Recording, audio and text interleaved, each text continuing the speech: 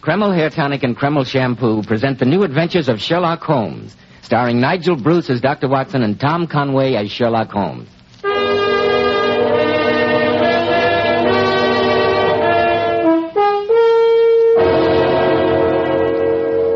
Once again, it's time to drop in for a visit with our old friend, Dr. Watson, storyteller beyond compare and confidant of the immortal Sherlock Holmes.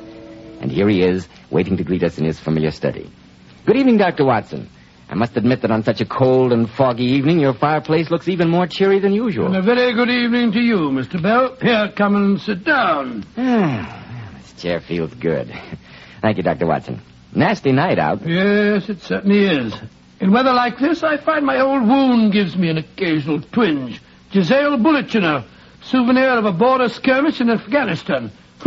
Long before you were born, my boy. I've always been amazed, Dr. Watson, that with all the tight spots you and Sherlock Holmes found yourselves in, you were fortunate enough to escape with only one bullet wound. Yes, Holmes used to say that I was born to be hanged. But I can remember more than one narrow escape. As a matter of fact, there's a souvenir of one of them right before you on the mantelpiece. On the mantelpiece? Oh. Small pot of ivy, a framed photograph of you and Mr. Holmes, 2 sporting prints, and a small blue saucer. Not very exciting. You see, Mr. Bell, but you do not observe, as my friend Sherlock Holmes used to say. Oh. That small blue saucer from which an ordinary house cat was accustomed to eat its evening meal was the key that saved an innocent man from the shadow of the gallows and brought a fiendishly clever murderer to justice. You will find it among my notes under the heading of the clue of the hungry cat. Dr. Watson, I can hardly wait for the story. But first, here's something I'd like to pass along to you men. Every up-and-coming man today wants to look like a success. And neatly groomed hair adds so much to a man's appearance. So may I please suggest Kreml Hair Tonic? See if you don't agree that there's all the difference in the world in Kreml. Kreml keeps dry, stubborn hair in perfect order from morning till night. It gives hair a nice, attractive luster, too. Yet Kreml never plasters hair down with thick, dust-catching grease. It never leaves hair looking or feeling sticky or gummy. Kreml goes in for modern, more natural-looking hair grooming. The kind in such great demand today. Why not try it, men? Kreml. Kreml Hair Tonic. Now, Dr. Watson, how about the clue of the hungry cat? Well, Mr. Bell, it all began one day when Holmes and I, finding it a bit early for lunch as we walked down the Strand, turned into the Old Bailey, wondering if the jury had yet brought in the verdict in a sensational murder case which Holmes had been following in the papers with considerable interest. As we entered the courtroom, we heard the clerk of the court saying, "Prisoner at the bar, you stand convicted of murder by the verdict of a jury of your peers. Have you anything to say before judgment is pronounced upon you?" "Only, my lords and gentlemen of the jury, that I am innocent of this crime." Silence in the court. Robert Saunders, you have been found guilty of the murder of Amanda Post. The sentence of this court is that you be taken to that place from whence you came, and that 2 weeks from today, on the 12th of October, you be hanged by the neck until you are dead. May the Lord have mercy on your soul.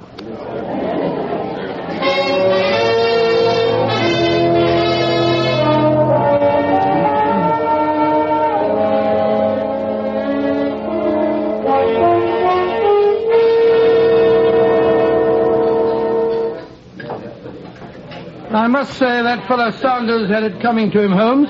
Open and shut case if I ever heard one. I wonder, Watson. Oh, now really, Holmes, even you can't find anything to wonder about in the killing of that poor woman. Her husband was away, that fellow Saunders saw his chance, broke into the house, robbed Mr. Post's cash box, and evidently woke up Mrs. Post.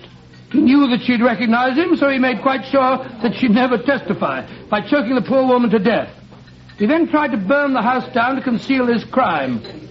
If you ask me, hanging's too good for him. The cash box is what intrigues me, Watson. And what, pray, is intriguing about the cash box? Why, that fellow Saunders admitted that he stole £8 out of it. Can you tell me, Watson, why any sane man, and I heard no testimony adduced to prove that Saunders was insane, should steal the sum of £8 out of a cash box that contained 65? Well, let me see. Well, perhaps the fellow was suddenly frightened.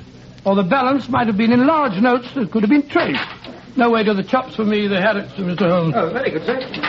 Sorry, Watson, but I can't accept your alternatives.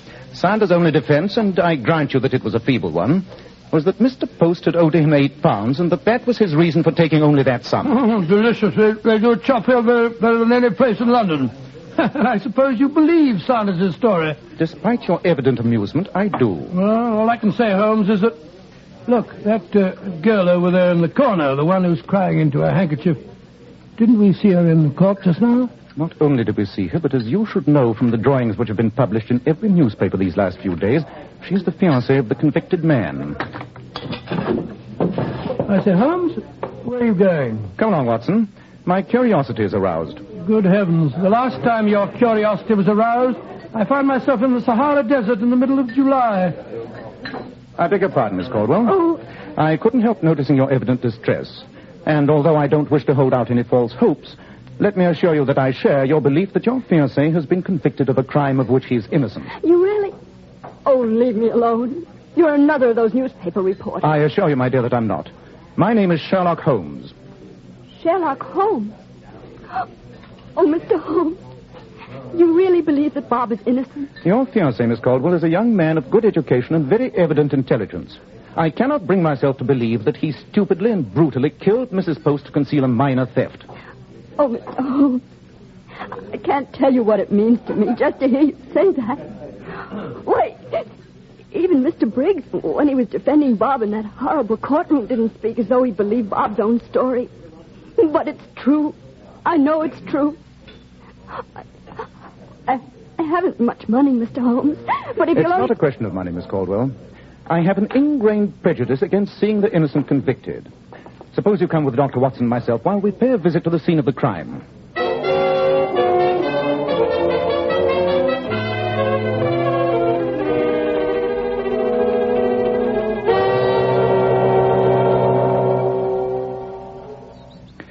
As the next-door neighbor of the house where the tragedy occurred, Mrs. Roberts, won't you tell us in your own words just what happened? Well, Mr. Holmes, although it was some time ago, it still catches me all of a sudden when I think of it.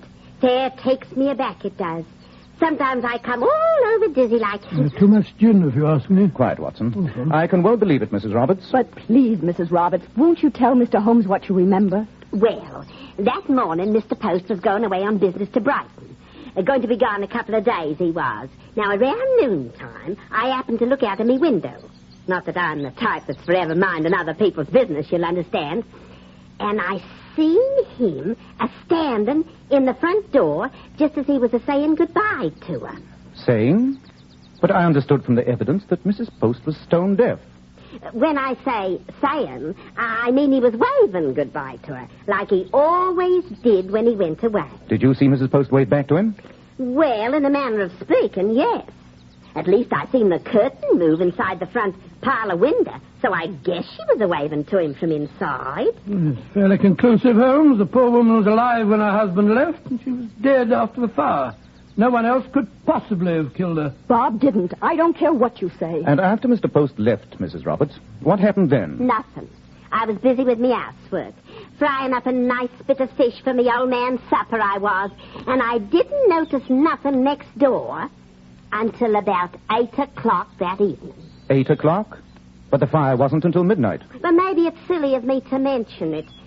It wasn't anything important. When a murder has been committed, Mrs. Roberts, no fact is unimportant. Well, I never did.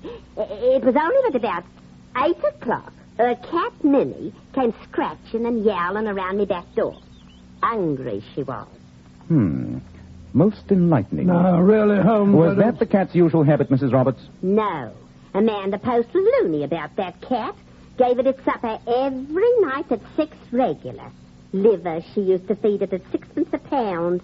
Now that's scandalous, if you ask me, with poor people starving. Yes, I see. Then what did you do? Well, I fed the cat, and then I went to bed. And the old man and I were as sound asleep as two blessed angels in paradise when we heard the fire engines.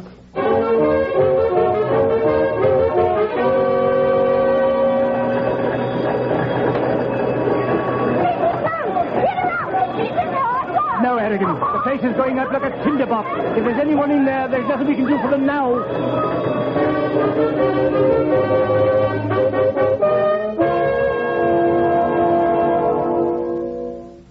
Oh, it was horrible hearing them say that, Mr. Holmes. We were still thinking that deaf as she was, poor Mrs. Post had not been awakened by the crackle of the flames. And it wasn't until the next day, when the men from Scotland Yard were looking around the wreckage, that they told us that she'd been strangled in her bed before the fire ever started. Strangled by that smooth-spoken, murdering young devil, that Robert Sanders. No, it isn't true. That's a lie. Bob couldn't Control yourself, please, my dear Miss Caldwell. Thank you, Mrs. Roberts. I greatly appreciate the assistance you've given us. Good day. Oh, not at all, Mr. Holmes. It's been a pleasure, I'm sure.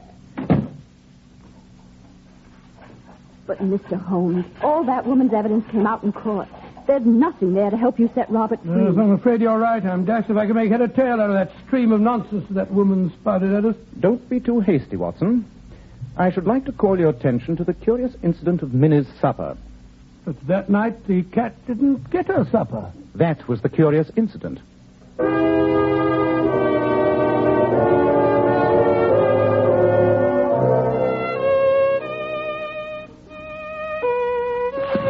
Oh, Holmes, will you put down that violin for a moment and pay attention?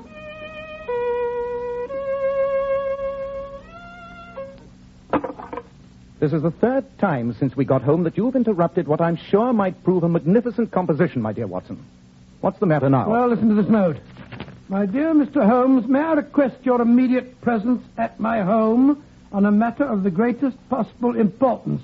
I enclose my check for 500 guineas as a retainer, signed Geoffrey Brookfield. In brackets, the Earl of Brookfield. 500 guinea retainer. You calmly sit here on Baker Street playing the violin. If you like, you may write to Lord Brookfield and tell him that the paintings over which he's so worried have been sold by his son to provide jewels for the dancer with whom the young man is enamored. And send his check back to him with my compliments. Come in. Yes, Mrs. Hudson, what is it? A gentleman to see Mr. Holmes, sir. Mr. Post. Mr. Post? Oh, yes. Show him up, will you, please? Yes, sir. You act as though you expected this fellow Post. When I put a ferret down a hole, Watson, I usually do so in expectation of starting a rabbit. You mean those questions of yours, Mrs. Roberts, this afternoon? Our garrulous friend, Mrs. Roberts, is not the type to keep a visit from Sherlock Holmes a secret from the neighborhood. Mr. Post, Mr. Holmes. Good evening, Mr. Post. Mr. Sherlock Holmes? Quite. And this is my friend and colleague, Dr. Watson. Good evening, sir. Doctor. Won't you sit down? Thank you, Mr. Holmes. I prefer to stand. I must confess I'm somewhat upset by what my former neighbor, Mrs. Roberts, told me this evening. Oh? What was that? That you and Dr. Watson and that young woman were asking questions this afternoon. There's nothing for you to be upset about, Mr. Post. But I confess that the unfortunate matter of your late wife's death had certain features which seemed to me odd, shall we say. But this morning, Sanders was found guilty and condemned to be hanged. I'm aware of that.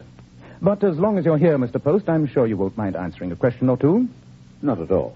Though I fail to see Oh, do sit down, Mr. Post. You're making me nervous, walking back and forth, I'm awfully sorry, Doctor. Ever since this horrible thing happened, I can't seem to sit still. Yes, of course. I'm so sorry. This fellow Sanders, a former employee of yours, wasn't he, Mr. Post? He was. I sacked him. The fellow was always nosing about things that didn't concern him. And according to him, you still owed him £8 back wages. Oh, not a bit of truth to it. I'm sure there wasn't. After all, a matter of £8 could mean very little to you. You'll pardon my mentioning it, Mr. Post, but you must be a man of considerable wealth now. If you mean since my wife's death, yes, I am. When I came to England from Australia a couple of years ago, all I had was a few £100s and some business experience. I met and married my dear Amanda within the past year, Mr. Holmes, and a finer wife no man ever had. I can assure you that I'd give all the wealth she left me, and a dozen times over, to have her back with me. Of course. The sentiment does you credit, sir. Quite. And now that I've met you, Mr. Post, let me assure you that any doubts I may have had in the matter are entirely resolved. I'm glad to hear it, Mr. Holmes. You'll pardon my intrusion, but, well, you understand. Yes, indeed, sir. Indeed. Good night, gentlemen. Good night, sir. Good night, Mr. Post. Pleasant fellow. Well, Holmes, I'm glad that your doubts have finally been set at rest. Yes. Any lingering doubts I may have had as to Sanders' innocence have now been completely removed. Sanders' innocence? Watson, Does it occur to you that there's something about our friend Mr. Post that doesn't quite ring true? Oh, come, Holmes. Seemed to me a fine, upstanding fellow. But did you happen to notice his curious way of pacing up and down? Well, the poor man's overwrought. Probably can't keep still. It's natural enough, being a doctor. Our sitting room, Watson, is 23 feet in length, with no obstructions in the area where Mr. Post chose to do his pacing. Yet he turned automatically again and again at each end of what I estimate to be an 8-foot walk. 8 foot? Oh, what are you driving at? 8 feet, Watson, happens to be exactly the length of a prison cell.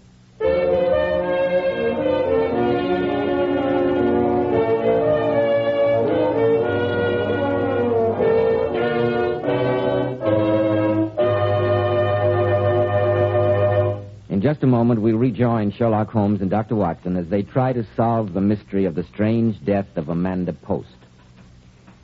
Did you know that a recent survey showed Kreml hair tonic was the hair tonic preferred among America's top-flight executives and better-dressed men? Well, this isn't at all surprising because Kreml is famous for giving hair that smooth, well-groomed appearance, for which there is no substitute. And what's so important, Kreml does lots more than just keep hair looking handsome. Kreml removes dandruff flakes. It promptly relieves itching of scalp due to dryness and actually helps condition the hair, in that it leaves it feeling so much softer. Notice how much easier your hair is to comb, how every lock falls right in place and stays that way all day long. And remember, whereas Kreml gives hair a rich, attractive luster, it never leaves hair looking or feeling greasy. Ask for an application of Kreml at your barber shop. Buy a bottle at any drugstore. Kreml, Kreml Hair Tonic.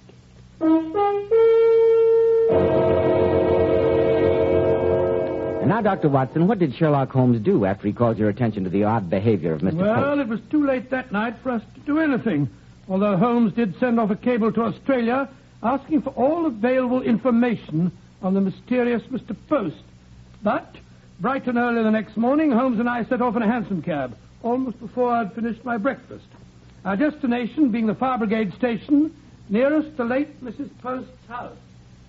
You're convinced the fire was incendiary, Captain? Oh, no question in my mind at all, Mr. Holmes. Blazing like a Guy Fawkes piece it was by the time we got there. After we finally had her wetted down, there was a smell of paraffin oil strong enough to choke you all over the place. So you very rightly sent for the police? Oh, I did that, sir, just as soon as I found that poor woman lying dead in her bed, or was left of it. Though I thought she died of suffocation. Well, the medical evidence that she'd been strangled before the fire started was clear enough. I know Dr. Richardson, a sound man, very sound. And it was you who found the cash box, Captain? Yes, Mr. Holmes. Being of stout metal, it hadn't come to no harm. Very hot fire like that sometimes is a freakish way of burning some things to a crisp and leaving others almost undamaged. The thing we often see in our business. I wish I could have inspected the house the morning after the fire.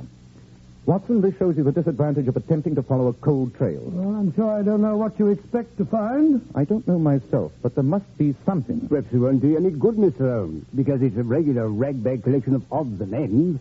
But most of the things from Mrs. Post's bedroom are right back there on that table in the corner. Those that weren't too badly burned. They would have been thrown out this morning. The police made us keep them until after the trial. Capital. Well, you're welcome to take a look at them, sir. Phew. Smells more like a salvage sale. Curious-looking collection. And what is that horrible-looking object? Some kind of a stuffed fish that was mounted on a plaque. It says, souvenir of Brighton. And over there is the poor woman's horsehair pillow. That's hot stuff to burn. What's this? A Bible with its covers burned off. And an alarm clock that had been on the bureau. It was still running when we picked it up, as a matter of fact. Set for noon, I see. And this strange-looking thing turned out to be the late Mrs. Post's corset. All that was left of it. Rather gruesome, I must say. Makes me think of the relics we'll all have to leave behind when we shuffle off this mortal coil, eh? Don't be morbid, Watson. Sure. And here's some silver that was on the dresser. And these pieces of the pitcher and basin and the soap dish. I'm afraid that's the whole collection. Well, not much to be learnt from that, eh, Holmes? As I've told you on previous occasions, Watson, you see, but you do not observe. And what, may I ask, is to be observed from this insanitary and odorous collection? Only enough, I trust, to remove Robert Sanders from the shadow of the gallows and to substitute the estimable Mr. Post in his place. Good gracious me.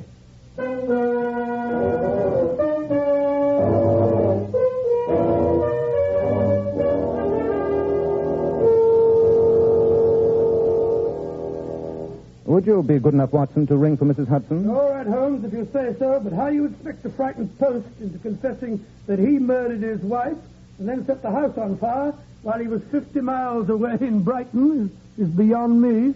You are in possession of the same facts that I am, Watson. And since you know my methods, you should be able to reach the same conclusions. I must admit... Come in. Oh, you rang, Mr. Holmes? We're expecting a visitor, Mrs. Hudson. Mr. Post, who was here last night. Oh, I remember him, sir. A very nice gentleman. He tipped me a shilling on his way out. I have reason to think that he'll be here very shortly. Will you show him up as soon as he arrives? All right, sir. You were saying? I was about to say that the problem no longer lies in the solution of the crime. That, of course, is obvious to anyone. Well, of course. Certainly obvious. The difficulty is I haven't a shred of evidence. Therefore, the only possibility of justice being done is through forcing a confession from Mr. Post by suddenly facing him with an utterly unexpected reconstruction of what actually happened. I suggest, Watson, that you arm yourself with your service revolver. I have reason to think that Mr. Post may react violently. Really? Loaded and ready. But I do think, Holmes, that if you're so sure that Post is the murderer, you might at least tell the police. I very much doubt if Scotland Yard would admit itself completely in the wrong without proof, which, of course, I haven't got. No, Watson, Come in. Good evening, Mr. Holmes. Dr. Watson. Good evening. I received your note, Mr. Holmes, asking me to call on you at once on a matter of the greatest importance. I'm sorry to trouble you at this hour of night, Mr. Post, but there have been one or two puzzling questions in connection with your wife's death which have been bothering Dr. Watson and myself. But I thought you said last night that all your doubts had been resolved. They had, Mr. Post, but I didn't specify what doubts. I'm afraid you're being a bit cryptic. I must beg you, Mr. Holmes, to come to the point. Very well, Mr. Post. Let me present to you a reconstruction of what I can only term a highly ingenious crime. I'm listening. A certain man who, for the moment, shall be nameless, meets and courts a wealthy woman who, despite the handicap of her deafness, is still attractive, and marries her. Very interesting, Mr. Holmes. Then, ruthlessly and in cold blood, he strangles this poor, foolish, credulous woman, knowing that under her will he will inherit her fortune. I know what you're insinuating, and I... Then you admit... I admit nothing. There's no reason why I have to stay here and listen to you insult my wife's memory. Sit down, Mr. Post. You don't dare leave till you discover just how much I really do know. Very well, Mr. Holmes. And just how does this man do what you say he did without getting caught? After he's strangled her, and his other preparations have been made, he stands in the front door of their house, ostensibly waving goodbye to the wife who already lies dead upon her bed. Holmes, Mrs. Roberts said that... The fond farewell is answered, Watson, by a curtain that moves in one of the front windows. Who is there to know that the curtain has merely moved at the twitch of a string held in the murderer's hand? At least, Mr. Holmes, I must congratulate you on your ingenuity. But there were a couple of things the husband overlooked. First, Minnie, his wife's pet cat. Minnie comes to the back door at the usual hour. Her plaintive scratchings produce no result. And why? Because the wife who usually feeds Minnie already lies dead. That's what you meant, Holmes. Precisely, Watson. After which the house is silent until midnight, when suddenly a fire breaks forth. A fire of such intensity as to consume almost all the evidence of the crime. And, most important of all, a fire which was meant to produce in the eye of the beholder an unshakable alibi for the husband, who at that moment was so far away. The fact that Sanders chose to break in that same night was sheer good luck for the murderer, for he gave the police a ready-made suspect. And now let me ask you one question, Mr. Holmes. Just how did the husband of whom you speak produce this conflagration while he was at least 50 miles away? Probably by means of some simple attachment connected to the alarm clock in his wife's room, which was set to go off at 12 midnight, Watson, not 12 noon, as you surmise. Good heavens, Holmes. An attachment which was later destroyed by the heat of the fire. Very pretty piece of fiction, Mr. Holmes. Of course, it would never stand up in a court of law. I'm not so sure, Mr. Post. Oh, I am. After all, it would just be your word against mine. Yes. The word of Sherlock Holmes against that of an ex-convict. Wait, you... Two of whose previous wives died in Australia under suspicious circumstances. I won't listen to any more. What's been said is sufficient. He'll never get me for those other two, nor for this one. Then you do admit. Yes. I killed my wife, but you'll never see me... Nice work, Watson. Is he badly hurt? I don't think so. Just a flesh wound in his shoulder. Knocked him out for a few minutes, that's all. He'll live, I'm afraid. Watson, if you hadn't shot first... Oh, it's nothing, my dear fellow, nothing at all. Don't mention no fellow. Tell me, how did you ever deduce that whole story? just from the fact that the cat didn't get her supper. I didn't, Watson. Oh, you said that... The incident of the cat's supper served to make me suspicious. I only became certain at the fire station when I saw the alarm clock. But, Holmes, I saw that alarm clock. Seemed like a perfectly ordinary clock to me. As I remarked before, Watson, you see, but you do not observe. Why would a woman who is stone deaf have set an alarm clock to waken her at 12 o'clock? Well, of all the blind idiots... Quite. And now, chap, ring for Mrs. Hudson, will you? I think perhaps the police might be interested in our friend, Mr. Post.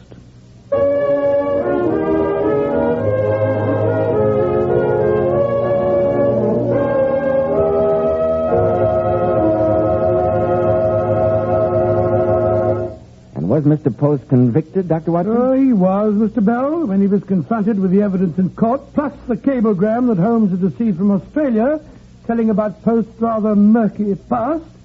He went all to pieces, broke down and confessed everything. Of course, Robert Saunders was immediately set free. I see. And now, Dr. Watson, before you tell us about next week's story, may I ask our lady listeners this question? Oh, of course, my dear fellow, of course. Did you know that the makers of Kreml Hair Tonic also make a remarkably beautifying shampoo? Yes, and quite naturally, it's called Kreml shampoo.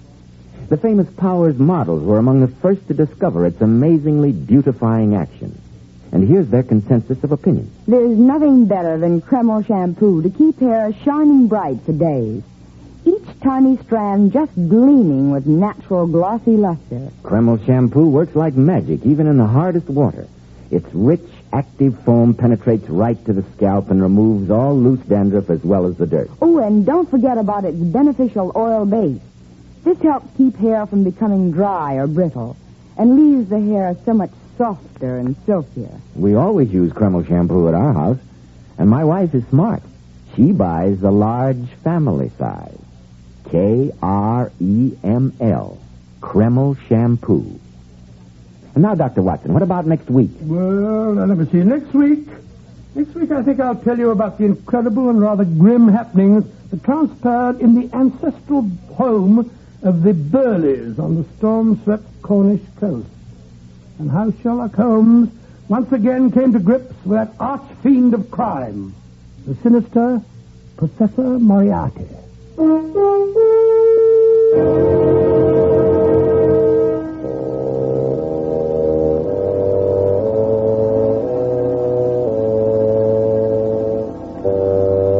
Tonight's new Sherlock Holmes adventure was suggested by an incident in Sir Arthur Conan Doyle's story, The Boscombe Valley Mystery. Nigel Bruce appeared by permission of California Pictures, and Tom Conway through the courtesy of Eagle Lion Pictures. This is Joseph Bell speaking for Kreml Hair Tonic and Kreml Shampoo, and inviting you to be with us next week at this same time, when Dr. Watson will tell us about Sherlock Holmes' encounter with Professor Moriarty.